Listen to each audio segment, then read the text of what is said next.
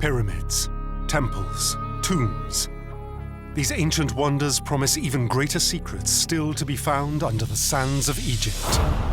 Now, cutting-edge science decodes the mysterious land of the pharaohs. With modern technology, we are gaining an insight into the way the ancient Egyptians lived and the manner in which they died. This time, mysteries of villainy and vice at the heart of ancient Egypt. Can cutting-edge science reveal evidence of a 5,000-year-old homicide? So like a forensic scientist, we were able to reconstruct the probable weapon. Does the discovery of this mass cemetery prove ancient Egyptians broke the ultimate taboo? People are eating people. Cannibalism. And can modern pharmacology reveal the surprising antics involved in ancient Egyptian worship? The aim of the game is to get as drunk as you can. Ancient Egyptians were getting high. Ancient clues unearthed, long-lost evidence re-examined, precious artifacts brought into the light of the 21st century. These are Egypt's unexplained files.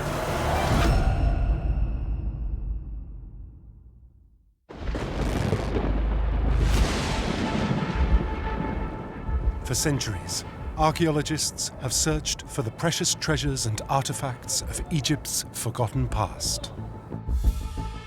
What they've discovered reveals a dazzling civilization, rich in art and ambition.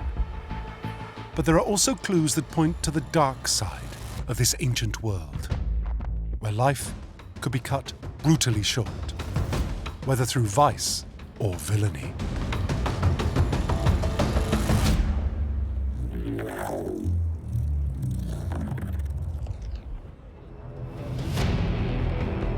The British Museum, London. Among the star exhibits, two mysterious mummies.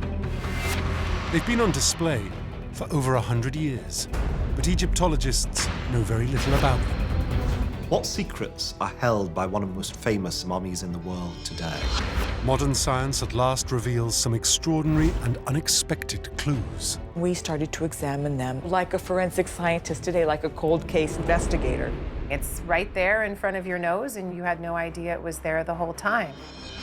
Now, 5 millennia later, scientists in the 21st century make a shocking discovery. It is quite astonishing that he would appear to have been the victim of murder. Could experts have uncovered evidence of a 5,000-year-old murder? Galene, in Upper Egypt, 40 kilometers south of modern-day Luxor. It's here, in 1896, that a British archaeologist discovers 6 bodies in the sand. They appear to have been carefully buried. These bodies were found in the fetal position. And the fetal position is very important for the ancient Egyptians because essentially it's returning a dead person back to a rebirth context so they can be reborn again in the afterlife. The bodies discovered at Galene are unlike other mummies found preserved in Egypt. They are not embalmed, nor are they wrapped in linens. Instead, they were buried directly into the sand. They weren't intentionally mummified, as far as we can determine. These were preserved, if you want, by accident. The hot desert environment has led to the natural drying out of the body. So when we discover these bodies, they're preserved. The sand desiccates the body, it draws the moisture out. The male is better preserved of the pair. He still has ginger hair. Within the museum community, because he has these little strands of ginger hair, he has been known for many years as Ginger. In 1901, 2 of the bodies, Galene man and woman, are brought to the British Museum. He is better preserved and put on display, but Egyptologists at the time can decipher very little about either of them. They remain a mystery for over a century. Then, in 2012, new scientific techniques give forensic archaeologist Daniel Antoine and René Friedman the chance to finally unlock the story of the Galene mummies. Did a lot of research on how old he was, so we did carbon dating. Probably lived between 3000 BC and 3300 BC. Incredibly, that makes Galene man and woman among the oldest mummies ever found in Egypt. They died before the invention of mummification, which explains why they were buried directly into the sand. This was a time before even the earliest pharaohs. The period in which this person lived was right before Egypt becomes a state. It wasn't like the pharaonic Egypt that happens a little bit later in time. As we're dealing with some of the very earliest periods of Egyptian history, we're dealing with a period where life is fairly savage. It was a period we know is very much filled with violence because we have famous Egyptian pieces of art that depict violence. This violent world is the first clue in piecing together the Galene mummy's ancient story. Daniel Antoine now hopes science will reveal even more detail and turns first to the man. Daniel uses the latest CT scanning techniques to study ginger in detail unimaginable in the 19th century, when the bodies were first found. So what's extraordinary about this individual is that he'd been on display on and off for over 100 years, and we knew relatively nothing about him. I was very keen on getting new insights into him as a person, and this is why we took him to get CT scan. That's really revealed so much new information. So it's wonderful that science is now stepping in to tell us about these individuals. The CT scan produces a 3D image, not just of the surface of the mummy. It captures detail deep inside to reveal brand new information about Ginger, the Galene man. We were keen to find out how old he was, and one way to do that is to actually look at his skeleton. But you can see that the head of the humerus is in the process of fusing here, suggesting he was a young man when he died, probably between the ages of 18 and 21. Egyptologists now know Galene man lived during a turbulent and violent era of Egyptian history, and that he died as a young man. But the CT scan reveals these two facts may be more than just coincidence. What puzzled us is that there was damage to his left shoulder blade. If we look closely, you can see there's damage when you compare it to the right over here. You can see that the underlying bone is shattered. You can see the fourth rib is also broken. The CT scan has uncovered startling evidence. Galene man suffered a brutal injury. Daniel and René study the wounds for clues to what could have caused them and arrive at a chilling conclusion. This appears to be a single violent blow to his left shoulder blade. He may have never seen it coming. So like a forensic scientist today, like a cold case investigator, we were able to reconstruct the probable weapon, which was probably a thin metal stiletto dagger that went all the way into the hilt. Galene man A had been stabbed in the back, and that's almost certainly the cause of his death. It's a remarkable discovery. 100 years after Galene man was first discovered and put on public display, modern science has revealed he is in fact the young victim of a 5,500-year-old murder. It is quite astonishing this individual has been on display in the British Museum for over 100 years. It's only now that we discover that he was the victim of murder.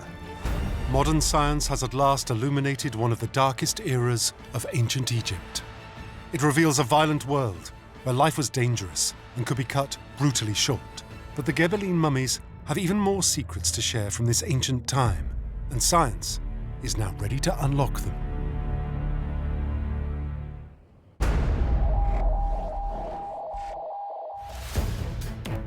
In 2012, it was discovered that Galene man A had been murdered.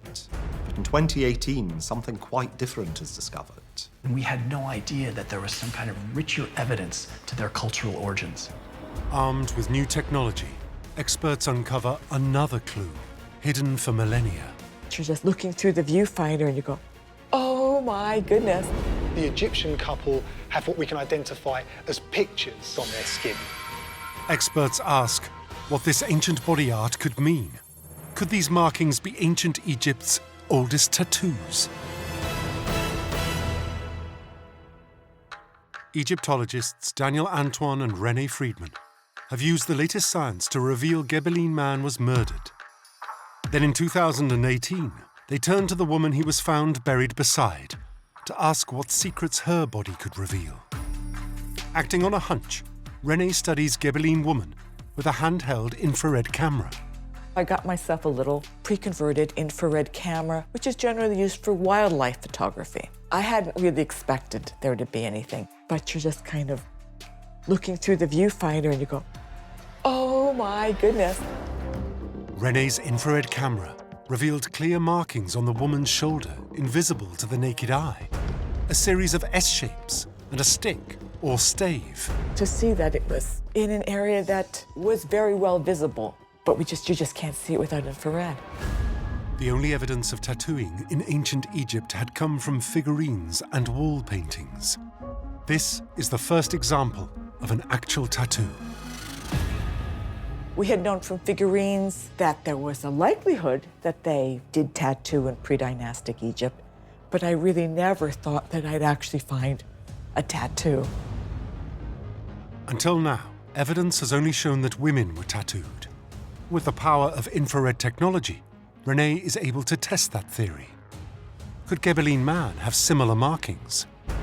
René examines his body under infrared light and is astonished by what she discovers. The man's arm appears to be tattooed with a bull and a sheep. He's got two horned animals. The nuances of the meanings of these animals is something we're still trying to work out from this pre-literate age. They didn't tell us exactly what everything meant. It's an extraordinary discovery.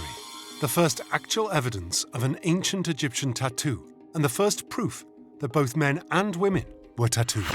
Not only that, Galene man and woman are over 5,000 years old. The tattoos on these mummies appear to be the oldest known tattoos on the African continent. The art on the Egyptian male is the clearest, earliest example of actual body art on any individual in the world. René now explores what significance these ancient markings may once have had. She starts by trying to understand how they were made. These are definitely permanent tattoos because they're subcutaneous, which is why we can't see it without infrared. If they were just topical, we would have been able to see them painted onto the skin. Additional scientific analysis showed that the tattoos were applied to the individuals during life, probably using soot directly into the dermis. These tattoos are carbon tattoos, so it seems that people are scraping soot out of the hearth fire, collecting that black substance, making it into a paste, and then with a needle, applying it into the skin. For René, this is a sign the tattoos were of enormous significance to Galene man and woman, something they considered worth risking their lives over. I don't think the tattooing was just decorative. In ancient times before antibiotics, cutting the skin, introducing a foreign substance into your body, even into your skin, could be a death sentence. Experts now ask why Galene man and woman took the risk of being tattooed. They study the markings further, looking for clues to their cultural significance. The tattoos are of wild bull and a Barbary sheep, both of them important figures of power in early Egyptian history, which suggests that this young man was an important figure. He had a fairly good position, not necessarily the highest upper ranks of society, but someone who had some importance, perhaps as a warrior class in the society. With Galene woman, the S-shapes are known from Egyptian pottery of a similar period, whereas the stave seems to be some form of ritual implement. Again, this marks the woman out as being a woman of high status within the society. Egyptologists conclude the tattoos offer an insight into the status held by Galene man and woman within their tribe in pre-dynastic Egypt. It seems that we have animal markings on the man, but on the woman, it's more linear features. Perhaps there's a kind of sexual distinction between male activities and power symbols. Women would have specific types of tattoos, men would have other types of tattoos. They are a clear indication of the groups that you belong to. It's almost like, I guess you could say, gang symbols. The Galene mummies were on public display for 100 years, yet no one knew their story. Now modern science has at last uncovered their secrets to reveal a murdered warrior and a woman of high status, each bearing Egypt's oldest tattoos, the mark of their ancient tribe. Science is really allowing us to unlock these new insights and get a better understanding of who Galene man was, so that the public wouldn't see him as a mummy, but perceive him as a person from the distant past.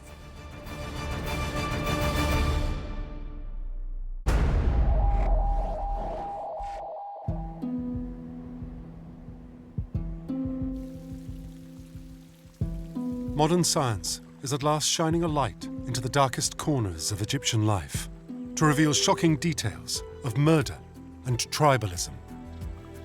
Now, new archaeology is offering evidence of even more sinister practices, which Egyptians may have been forced to adopt when caught in the grip of a natural disaster.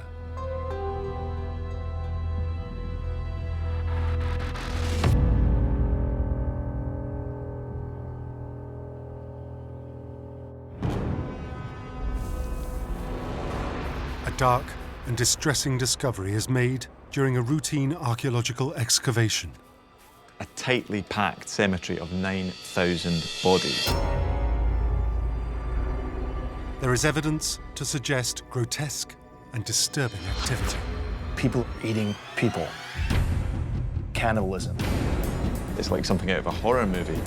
Experts now investigate if something could have happened that forced ancient Egyptians to break the ultimate taboo. 1999, northern Egypt. Excavations at the ancient city of Mendes reveal thousands of bodies. One was almost tripping over corpses. Initial investigations suggest all these deaths came from a single moment in ancient Egypt's history, dating from around 2200 BCE. It seems that everyone died at the same time and that this coincides with the end of the Old Kingdom. The Old Kingdom is the most illustrious age in ancient Egyptian history, a time when vast monuments were built. The Old Kingdom is the period of great building projects like the pyramids and the Sphinx. But in the final years, construction of these great works abruptly stopped. What happened that brought the Old Kingdom to a sudden end?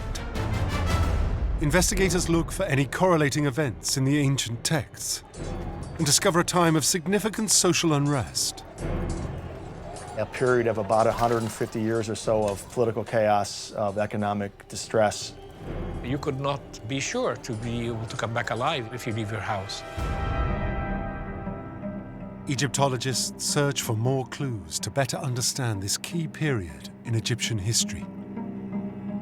They re-examine other sites that date from this time. In the 1920s, around 30 kilometers south of Luxor, laborers in the village of Moala stumbled across an ancient tomb dug into the side of a hill. This tomb belongs to a man called Ankh-Tifi, who was an important governor in his local area. This tomb dates to the same time as the graves in Mendes.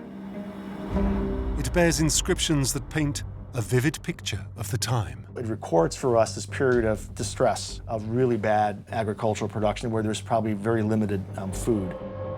The texts hold a dark secret, a distressing account of cannibalism.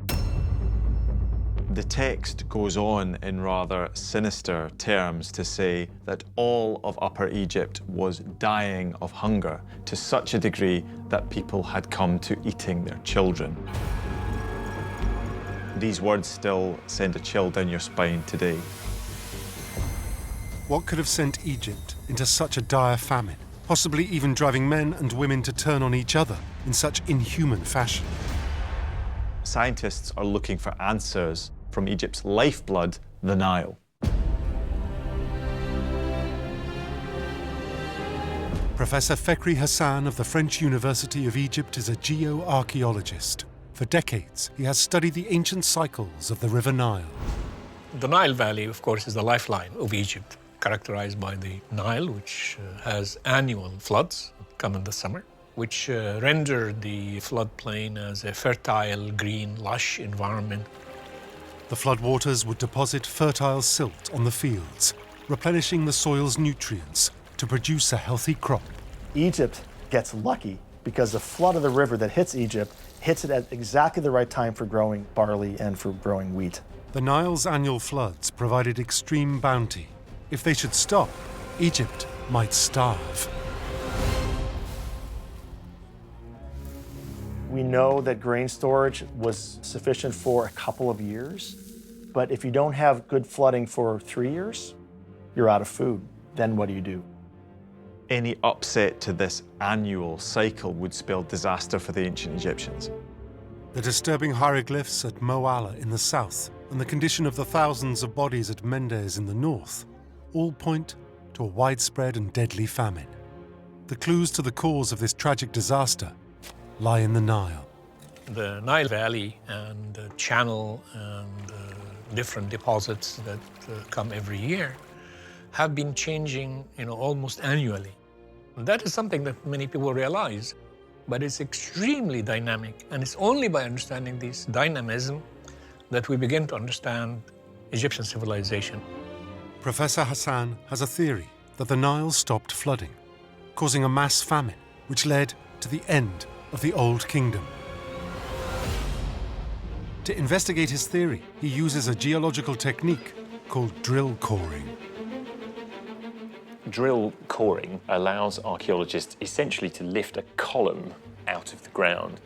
Layers accumulate as time goes on, and when the geologists and archaeologists are looking at these layers, it's almost like a sort of a diary of events, natural and human, which occurred over this time.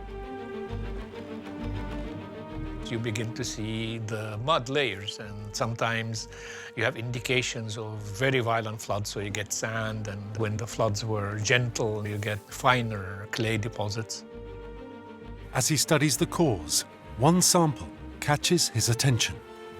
In the middle of this sequence of mud was a layer of carbonate deposits and iron deposits, and that was quite exciting because it meant that water has stopped flowing. Evidence that for some time there was no floods. Radiocarbon dating of the sediments allows Professor Hassan to pinpoint the exact time the Nile stopped flooding. Extraordinarily, it correlates with the date of the bodies at Mendes and the accounts of cannibalism. When there is no flood, the people in the villages would have famine with pillaging and violence, etc., and that was enough to destroy the state. This was a time of extreme hardship. The widespread famine caused mass deaths and possibly even cannibalism as ancient Egyptian society fell apart. The collapse of the Old Kingdom was due to low floods that led to famine. People are reduced to eating anything, attacking each other. Horrific things happen in famines. People are driven to extremes. When the floods failed, Egypt starved. Faced with the choice between life and death, some may have broken humankind's ultimate taboo, as Egypt's Old Kingdom collapsed around them.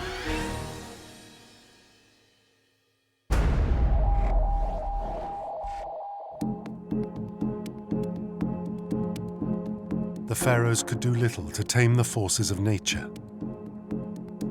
But they did civilize ancient Egypt by introducing a new era of law and order and eradicating some of society's darkest vices.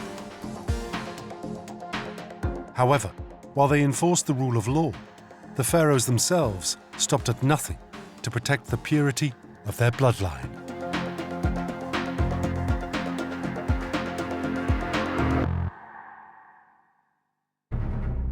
An unidentified mummy and a funerary box stamped with a royal seal. Could this be the mortal remains of Hatshepsut, the female pharaoh they tried to wipe from history?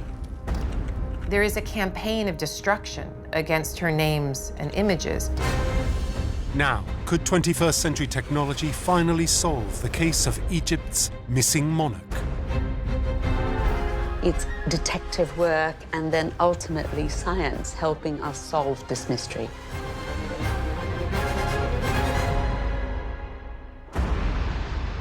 In 2007, the Museum of Cairo. Scientists use state-of-the-art DNA analysis on an unidentified mummy. They believe the body could be the remains of the long-lost female pharaoh, Hatshepsut. The female king. A very capable, very smart, and a very powerful woman. She really is one of a kind. 1479 BCE. Hatshepsut's husband, Pharaoh Thutmose II, dies. She takes on the role of ruling Egypt until her infant stepson is old enough to take the throne. She initially makes herself regent, but then gradually decides to make herself the queen and ruler of all of Egypt.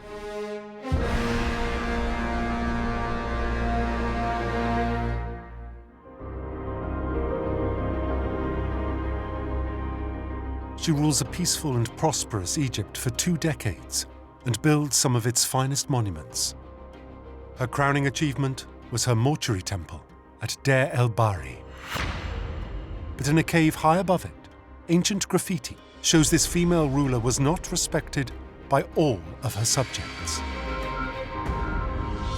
Little graffitos showing her having sex. So maybe it was a bit unnerving to think that women could be so powerful. There were people who wanted her to fail.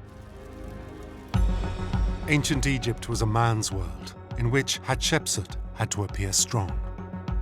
That's why her statues show her face with the body and beard of a man. She morphs herself into a masculine type form. Buff muscles, biceps, pecs, a strong chest. Declaring herself a male gave her a sort of legitimacy that she wouldn't have otherwise had.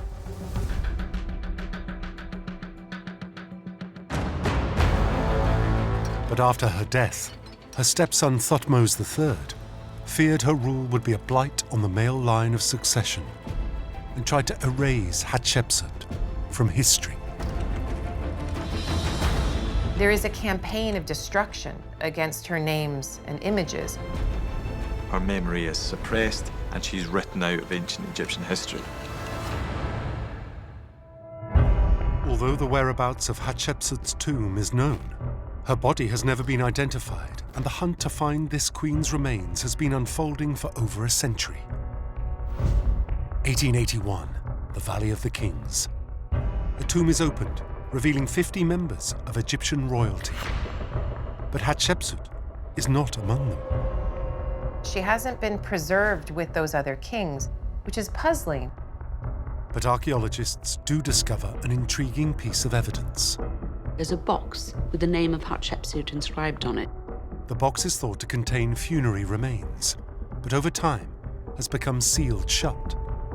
19th century archaeologists are unable to open it, so can't identify its contents. The box is stored away in the vaults of the Cairo Museum. 20 years later, in 1903, Howard Carter uncovers another tomb in the Valley of the Kings.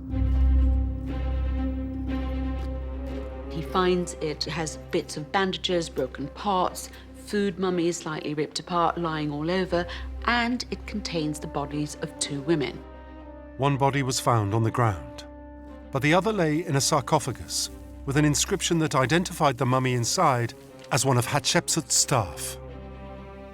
The coffin is inscribed for a woman called Sitre-een, who was the wet nurse of Queen Hatshepsut.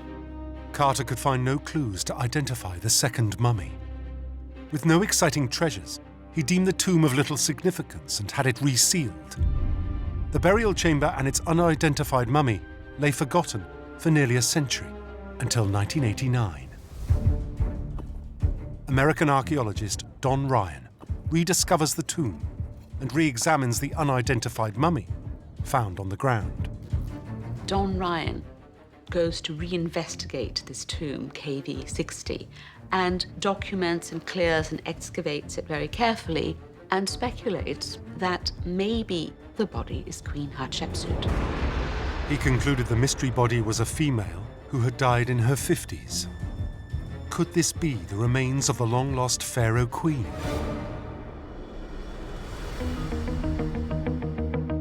In 2007, a team of archaeologists from the Egyptian Museum tried to crack the case, employing new advances in technology. The unidentified mummy is taken to a hospital in Aswan for CT scanning. Meanwhile, the ancient box marked with Hatshepsut's name is retrieved from the vaults of the Cairo Museum. It too undergoes a CT scan to finally reveal its contents: a human liver. And something archaeologists never expected. It contains, amongst other stuff, a molar. Experts now analyze the CT scan of the unidentified mummy. Incredibly, the imaging shows it is missing a molar tooth. It seems a remarkable coincidence.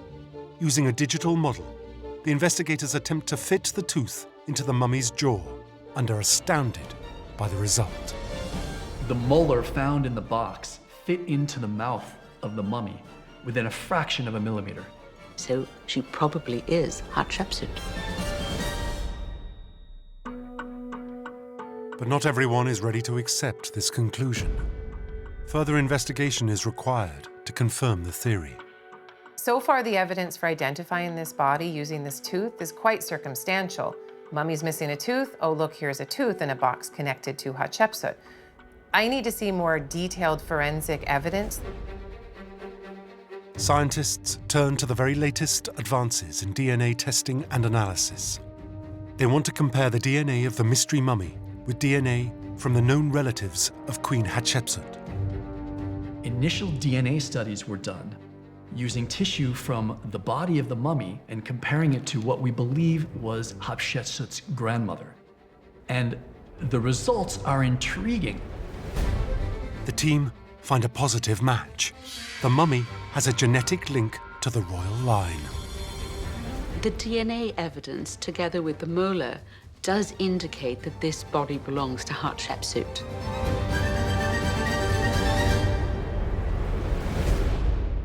Lost for thousands of years, overlooked by several eminent archaeologists, 21st century technology now finally identifies the long-lost body of Queen Hatshepsut, a queen whose reputation, life, and even death was very nearly erased from history.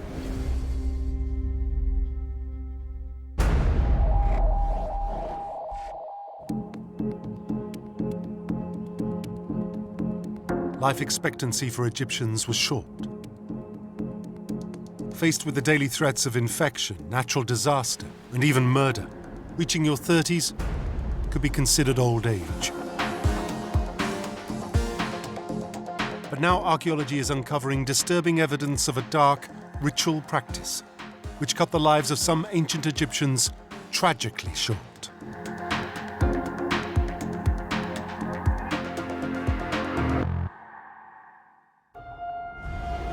Beside the remains of a king's temple, the discovery of a mass grave. Who are these people? Is this a brutal act of genocide, or victims of a plague outbreak? Were they strangled? Were they poisoned? How were they killed?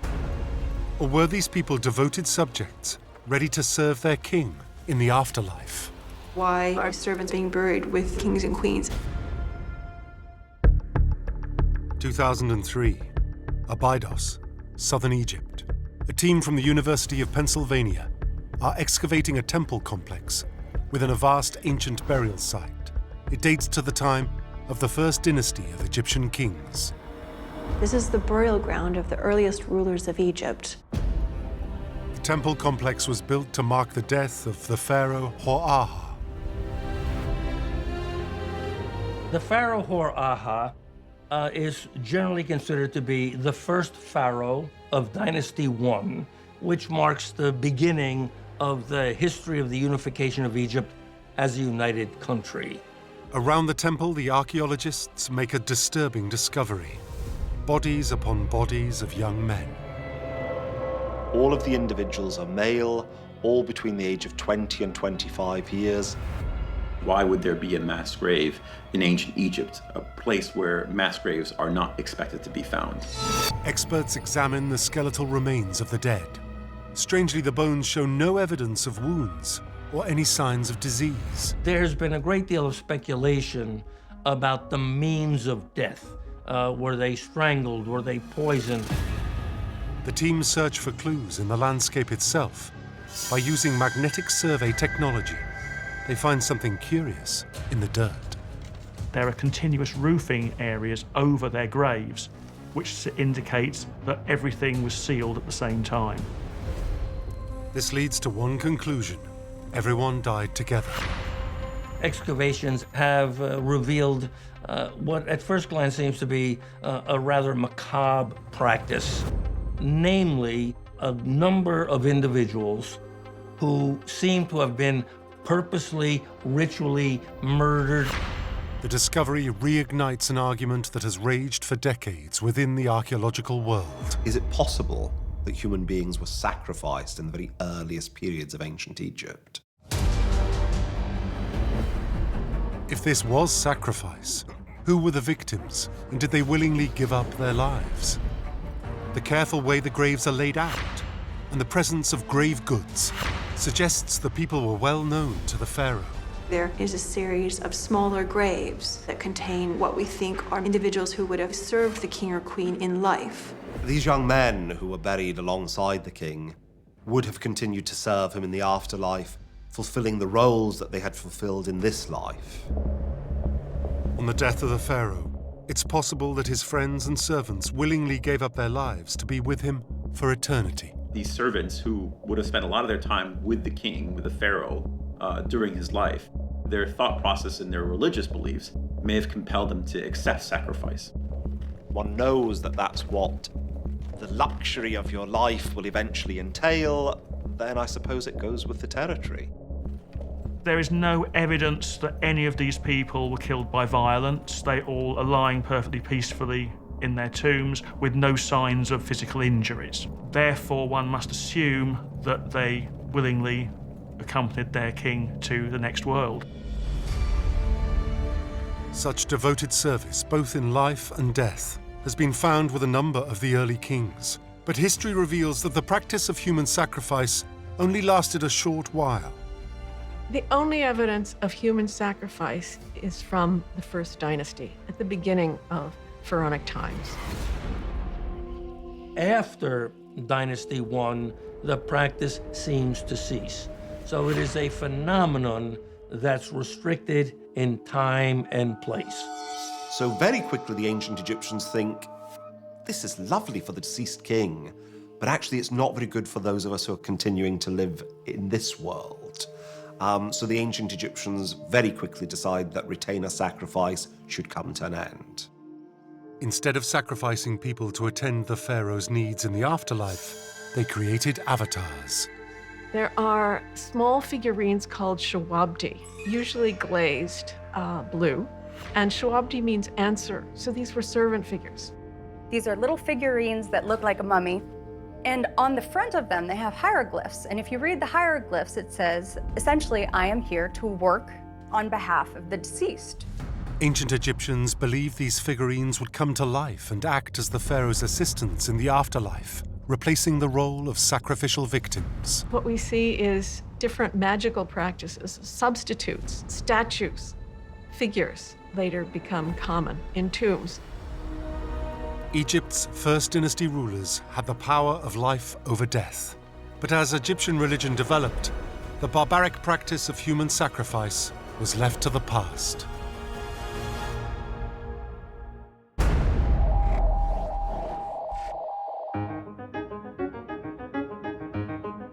Not every vice practiced in ancient Egypt involved murder, cannibalism, or human sacrifice.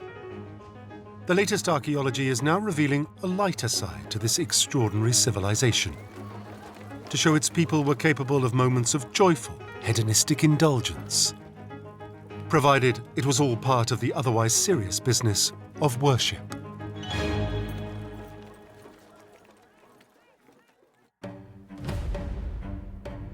A new discovery at a famous temple suggests ancient Egyptians held drunken celebrations at sacred sites.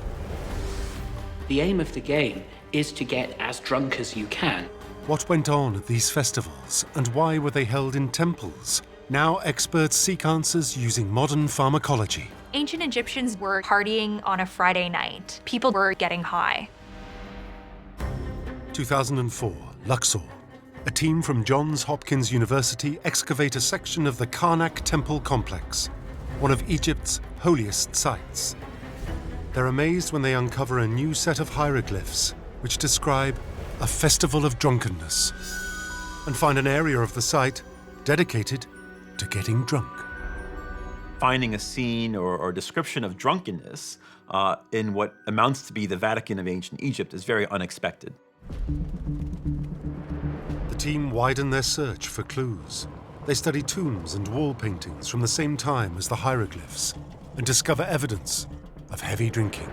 So we have numerous banqueting scenes, scenes of people drinking, heavily in some cases. We have a painted example of someone actually being sick because they are too drunk. We see people having banquets, and the servants are bringing out huge jugs of booze.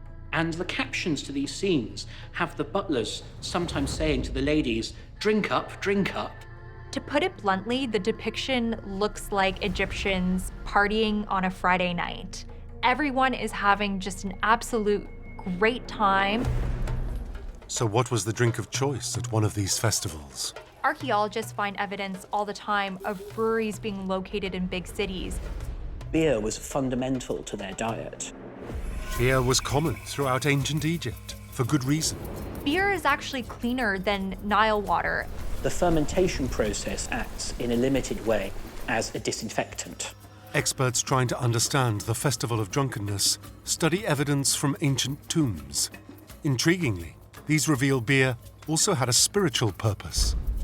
We have actual models made of wood that were placed in tombs which show baking and brewing taking place. And the point of those models is presumably to ensure that in the afterlife you have servants doing your baking and brewing for you. Experts even find evidence of people being buried with flasks of beer. Ancient Egyptians don't want to just party in this life, they also want to carry that over into the next life. And therefore, burying someone with beer is a great way to ensure that. The role of beer in rituals begins to explain the significance of the Festival of Drunkenness. But there was more to the debauchery than just alcohol. We have evidence that the blue lotus was used by ancient Egyptians. Modern-day pharmacology has revealed that the flower and seeds of the blue lotus contain psychoactive compounds. Eating the plant can give people feelings of euphoria. There are wall paintings and contemporary references which tell us that people did use the blue lotus flower as a means of getting high. We see that on the tomb walls. People wear it as a kind of garland on their heads. They're sometimes shown sniffing it, and sometimes you see the head of a flower being held above a cup, possibly full of wine or some other alcohol. Today, modern medicine uses compounds extracted from the blue lotus in anti-anxiety drugs and sleep aids. But when, as at the Festival of Drunkenness, it is mixed with alcohol, the effects are even more potent. You can actually steep this flower in alcohol, and psychoactive chemicals will then dissolve into the alcohol, and then you can then take it through drink. Mixing a psychoactive drug and a depressant like alcohol can cause you to become even more drunk and inebriated. These wild celebrations were not just about personal indulgence. They were religious ceremonies in which participants became intoxicated in order to commune with their gods. These weren't simply drunken, brawling events. These were highly ordered ritual events where the consumption of alcohol was intended to induce a sort of transcendent state. They'd get totally blind drunk, pass out. If they were lucky, they'd have a dream and they'd see the goddess they were worshipping. Experts turn to religious texts to understand the origins of this crazed celebration and discover a myth about an angry goddess defeated by the power of beer. The Festival of Drunkenness is almost certainly connected with the goddess Hathor. She is sent to wipe human beings out, to massacre them. They manage to trick the goddess by mixing beer with a red pigment called ochre and making a giant pool of what looks like blood. And the goddess drinks up this beer infused with red pigment, gets drunk, passes out, and the gods are able to trap her. And hey presto, humanity is saved. It's the final clue to explain a hedonistic phenomenon. At the Festival of Drunkenness, the aim of the game is to get as drunk as you can as an act of worship. It was really a way for people to commune with the gods. It appears the ancient Egyptians used alcohol and drugs to get out of their minds, so they could celebrate in this world and ensure eternal happiness in the next.